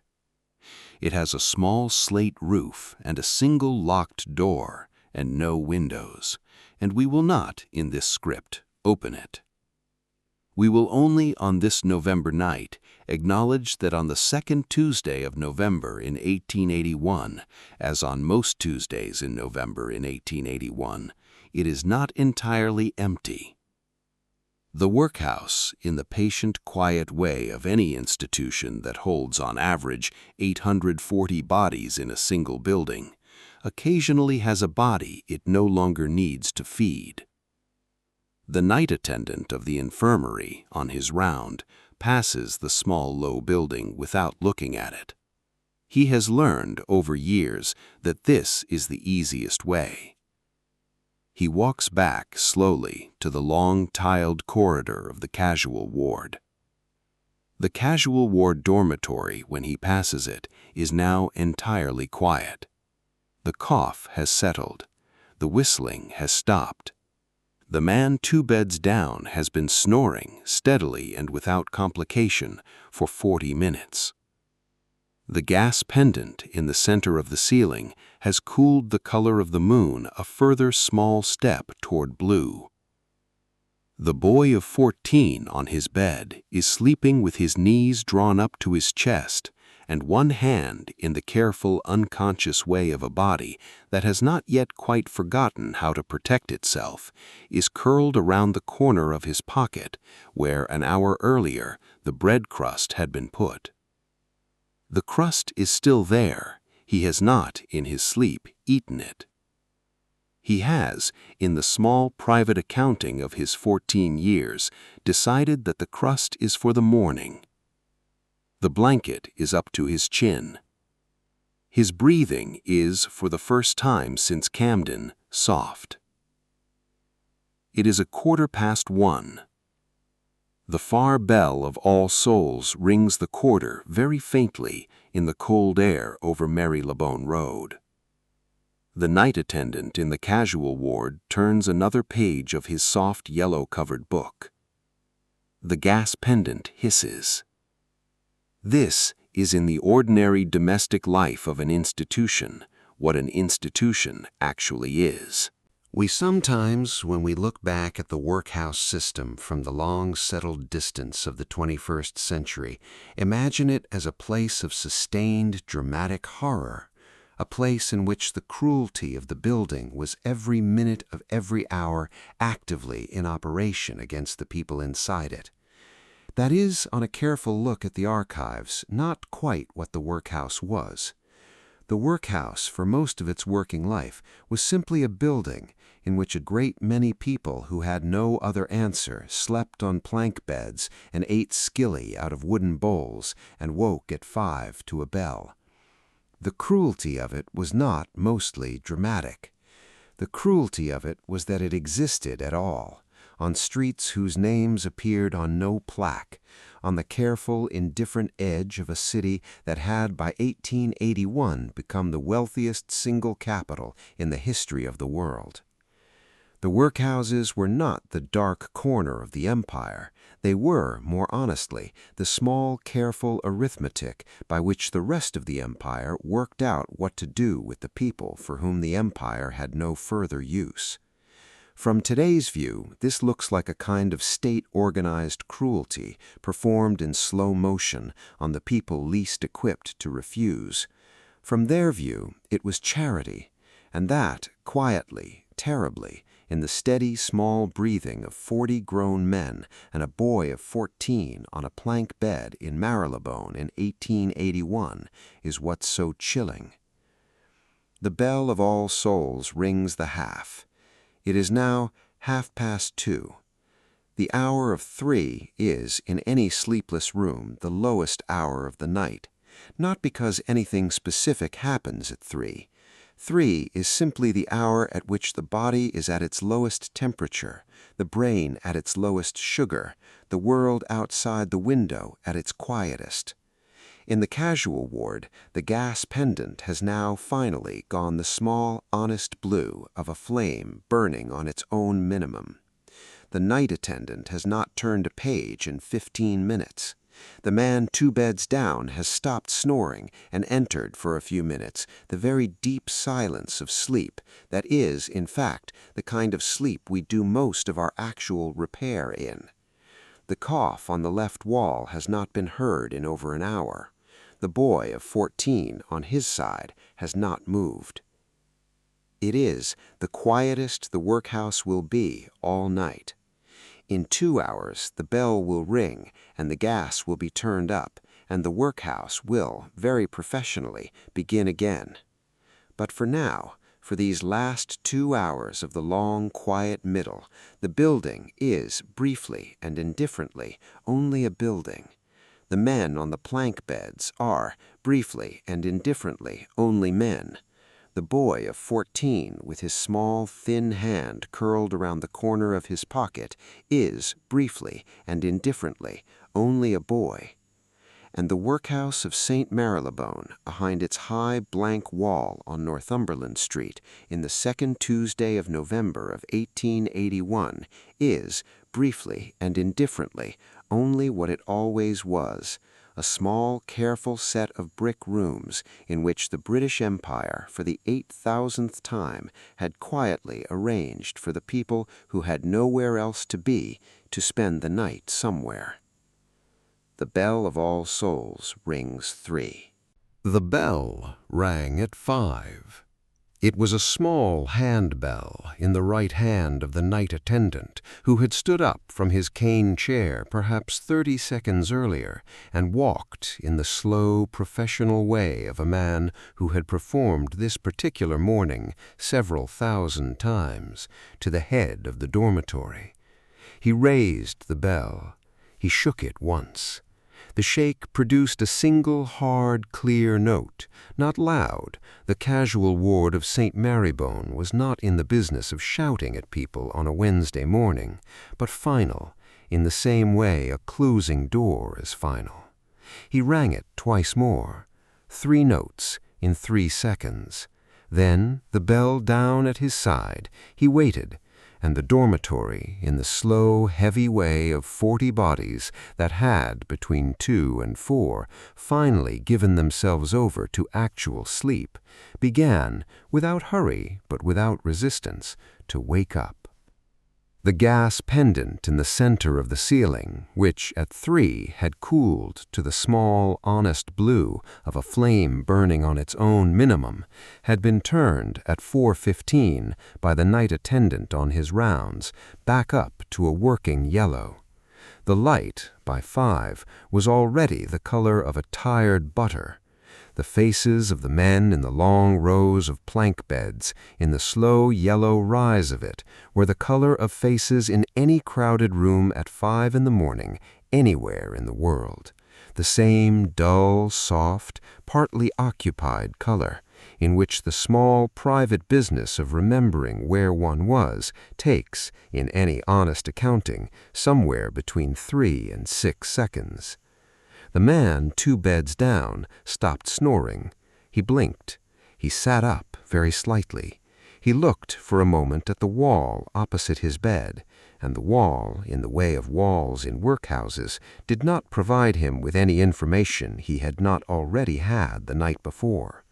He swung his feet slowly to the floor. You sat up.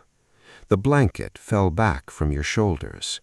The cold of the dormitory at 5 o'clock in November, in a room with 2 fixed shut windows and 40 bodies and a gas pendant burning at half, was a different kind of cold from the cold of the gate the previous evening. It was an indoor cold. It had no wind in it. It had no wet wool in it. It was, instead, the dry, steady cold of a room that had spent the small hours quietly cooling, and which the warming up of 40 bodies on the small handbell of a night attendant had not, by any meaningful margin, reversed. You shivered once, in the way the body shivers when it is asked to leave the only warm thing in its current world. The boy of 14, 3 beds away, was already awake. He had, as it happened, been awake since 4. He had not moved. He had, in the small, careful manner of a boy who had spent the night working out in the way 14-year-olds sometimes do, whether the small risks of stillness were preferable to the small risks of movement, decided in favor of stillness. The bread crust was still in his pocket. He had not touched it. The workshed was waiting again. There was, in the casual ward of 1881, an additional final hour of labor required of any man who had not yet completed his quota. The hour ran from 5:30 to 6:30. The breakfast came after it. For most of the men in the dormitory, the older man across from you in the brown coat, the man 2 beds down with the steady snore, the additional hour was a formality. Their quotas had been finished, with the discipline of long practice, by 11:30. They would, in the morning, simply pick up the small, thin slip from the night attendant's table and wait with the patient, half-empty expression of men in any waiting room anywhere for the bell that called them to bread. The young man with the smear on his lip, the man whose boots had given up, and the boy of 14 did not have this luxury. They went, in the soft yellow light of the gas pendant turned up to working, back to the workshed. The shed at 5:30 was colder than the shed at 9. The oil lamps had been lit again. The smell of the tar was sharper. The hands of the men who came back to the bench were not the hands they had been the previous evening. The cracks had stiffened. The blood had dried. The skin had, in the cold, honest way of skin that has been used badly and rested briefly, returned to the conversation it had been trying to leave. He picked, The boy picked. The man whose boots had given up picked. The night attendant, who had stayed past his hour because of the morning quota, weighed the last piles at 6:28. He weighed the young man. The young man, this time, had made his quota by a small, thin margin on the strength of the additional hour. He weighed the man whose boots had given up. The man whose boots had given up had also, by a small, thin margin, made his quota. The night attendant, for the second time in 12 hours, looked at the boy. The boy's pile, the second time as the first, was shy of the line by perhaps half an ounce. The night attendant, the same man with the same private rule, wrote against the boy's number in his weighing card, the line, and he closed it. The bell rang for breakfast at 6:30. It was the same handbell, 3 notes in 3 seconds. The workshed emptied in the same single file in which it had emptied the night before, into the same long tiled corridor, in the direction of the same long deal supper hall, where the same wooden bowls, this time filled with a fresh pint of skilly each, and accompanied by the same 6 ounces of yesterday's bread, were waiting. You ate.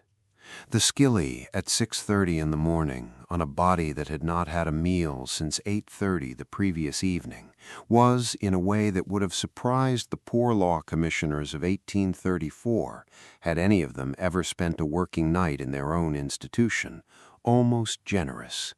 It was warm. It was salted. It went into the small, careful chest place where, the previous evening, you had been so unexpectedly grateful for warm water. The bread this morning was easier. The gruel had not, after all, been wasted on it. The boy of 14, 3 places down, took the bread carefully, broke it in half with the small private skill of a boy who has for 3 days been learning things he had not previously had to know, and put 1/2 of it into his pocket. The crust from the previous evening was still there. He now had 2 halves of bread and 1 crust in a workhouse shirt pocket the size of a hand, and the calculation he had been making since 4 about how Wednesday afternoon was going to be paid for had, in a single quiet motion, been answered. The night attendant did not mention the bread. You returned in single file the way you had come. The receiving room at 7 o'clock in the morning was a room you had not seen since the previous evening. The clerk in the wire-rimmed spectacles was not on duty. The morning clerk, a younger man, was at the long oak counter in the green coat and the brass buttons, with the same long, slim ledger open in front of him on a fresh page. The numbers this morning were going the other way. He was crossing them out. 17, the morning clerk wrote beside your number. Discharged. He turned on the counter the small numbered card the porter had filled in the previous evening with the contents of your pockets, the comb, the folded letter, the halfpenny, and pushed it across the counter. He pushed after it the small bundle of your clothes and your boots in a piece of brown laundry paper tied with string. Sign here, please. You marked. He blotted. He nodded toward the second door. You dressed behind the small green curtain in the corner of the receiving room in the same coat, the same trousers, the same shirt, your own shirt washed by the back court laundry overnight, returned smelling of carbolic, which was now finally leaving you. The workhouse shirt, the one with the parish stamp of St. Mary's Marybone on the collar, you had handed back at the bathhouse. The brass tag with the number 17 was no longer on your shoulder. The number on the ledger had been crossed out. By the small, careful arithmetic of the parish, you were again the person you had been at 6 the previous evening. The boots, when you put them on, were dry. The porter had set them overnight in front of the kitchen copper. They were, in the small, unexpected way of small, unexpected kindnesses on a Wednesday morning, briefly warm. The porter at the gate was the same porter who had let you in. He nodded very faintly at you. He did not say anything. He did not have to. He had, by the small professional discipline of the role, learned long ago that the men who walked out of his gate at 7 in the morning preferred, on the whole, to be allowed to do so without comment. He turned the brass key. He pulled on its old hinge the door beside the gate. The door, like the gate behind it, which would not creak, because gates that have done this every dawn for 40 years stop bothering to creak, opened outward into the gray early light of Northumberland Street. The drizzle had stopped.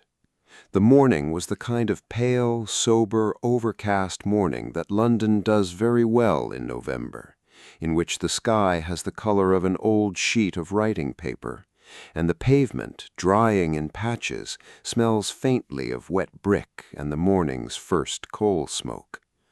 There was a milk cart at the far end of the street. There was, somewhere in the direction of Marylebone Road, the sound of a horse-drawn omnibus beginning its first run. There was a cat on a doorstep 3 houses down, watching, with the careful uninterest of a cat in a city that has long ago stopped surprising it, the small daily procession of men coming out in 2s and 3s from a small unmarked door beside a high blank wall. The widow came out 4 paces ahead of you. The carpet-bag was in her hand. The half-mile to St. Pancras Parish, where she still officially had a right to relief, was, this morning, a half-mile she would have to walk. She did not look back at the wall. She turned very neatly in the direction of Marylebone Road. The sailor with the discharge papers came out behind her, the papers still in his coat pocket, the sea-bag still gone. He turned also in the direction of Marylebone Road, but at the corner, instead of continuing toward King's Cross, he turned south. The East India Docks this morning were possibly hiring.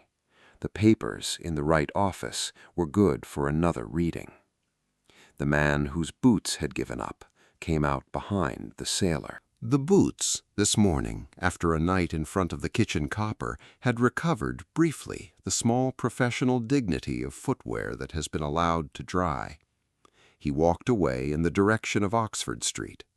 By 8, the small professional dignity would, in all honesty, be gone again, but for the half-hour between the gate and Oxford Circus, on the 2nd Wednesday of November in 1881, he walked in his old coat, on his old boots, with the small, steady, unobserved courage of a man who, having had no other answer the previous afternoon, had simply found, by morning, the next answer he was going to try. The boy of 14 came out last. He had 2 halves of bread and a crust in his pocket. He had in his other pocket the comb that the porter had returned to him, and a halfpenny he had on no detectable evidence possessed at the gate. He turned in the direction of Camden, which was, by the small, careful arithmetic of a boy of 14 who had not been home in 3 days, and who was not ready this morning to be home for at least 3 more, the wrong direction, but it was, at 7 in the morning on a gray November Wednesday, the direction in which his feet were already walking. He did not look back at the wall. He did not, in the casual ward's careful records, ever return. You stepped out behind him. The line behind you did not exist.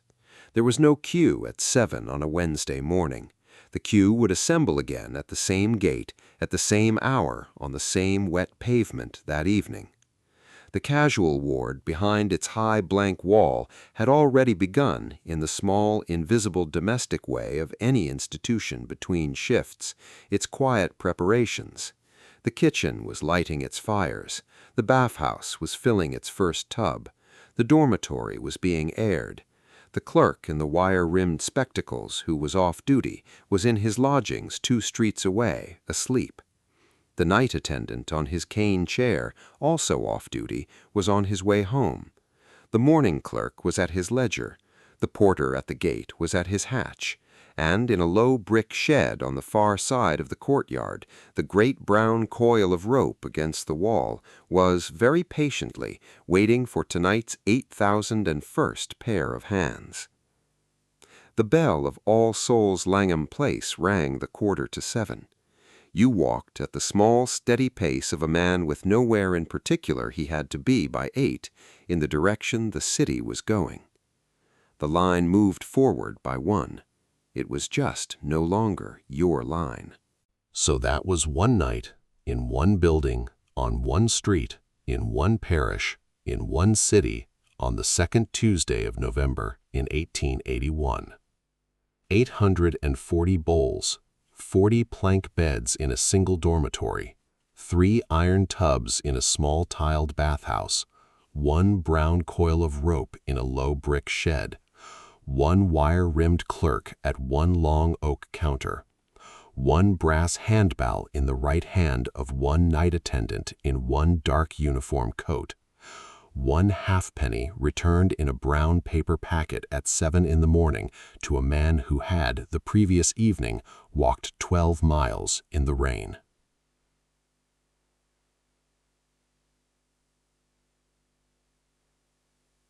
Workhouses, by the way, did not vanish all at once. The poor law that built them lasted until 1929. The buildings themselves lasted longer. Many of them, in fact, are still standing. Some are now hospitals. Some are flats. Some are museums with small, careful plaques on their walls explaining in measured prose what used to happen inside them. The St. Marylebone Casual Ward closed quietly in the early years of the 20th century. The high blank wall on Northumberland Street is today no longer a wall. The gate is today no longer a gate, but the ledgers, the small, slim, careful names and numbers and parishes are still there, in the archive, on a shelf, waiting, as ledgers do, for someone with a Wednesday afternoon and a question. If you've made it this far, thank you. If this one has helped you settle in, the small, soft, yellow lamp you're imagining is, in fact, very welcome to stay on as long as you'd like. Like, if you can. Subscribe if it's been that kind of night. Leave a comment if you're awake. I love seeing where in the world you're listening from. There are, on most of these nights, a great many of you. There will be more nights on this channel after this one. Other rooms, other quiet centuries, other long, drizzling streets in cities whose names appear on no plaque. We will, in our own slow way, keep finding them. But for tonight, the building is behind you. The drizzle has stopped. The pavement is drying. Somewhere ahead, the city is going about its Wednesday in the polite, indifferent way of cities without paying you any particular attention at all, which is, for tonight, exactly the kind of attention you needed. Sleep well, wherever you are. The line is forming again at the gate, but not for you, not tonight. And somewhere on the road back to Camden, a boy of 14 is walking, very slowly, in the wrong direction. And that, just for tonight, is all right. Good night.